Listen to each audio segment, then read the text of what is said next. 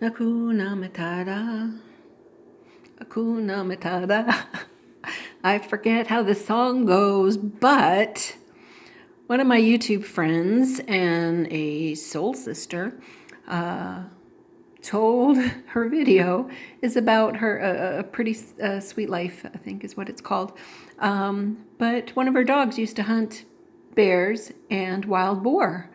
So this is now the third person who has informed me that there are wild boar in the USA.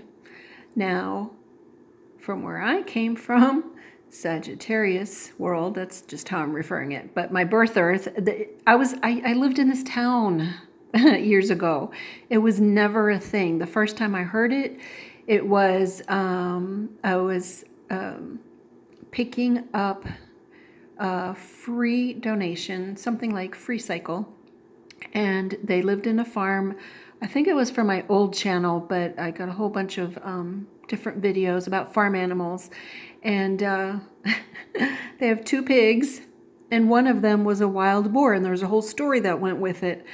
And I just thought, this is a farmer's fishtail. You know how fishermen have fishtails, exaggerated stories, and I was just like, oh yeah, wild boar. And I'm telling you, it's huge, and it's not does not exactly look. It looks more like a huge pig, rather than the Hakuna Matata thing. Speaking of Lion King movie, lions, their manes no longer just frame their face; it goes all the way down to their chest. So that's another thing. But so this boar does not necessarily look like the Hakuna Matata boar, the Lion King boar, but I just didn't exactly believe him. I just thought it was a regular pig, and they made up a story just to tease, the non-country girl.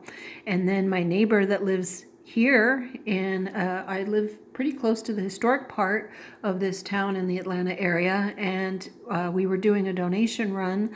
And so I drive people to different donation runs.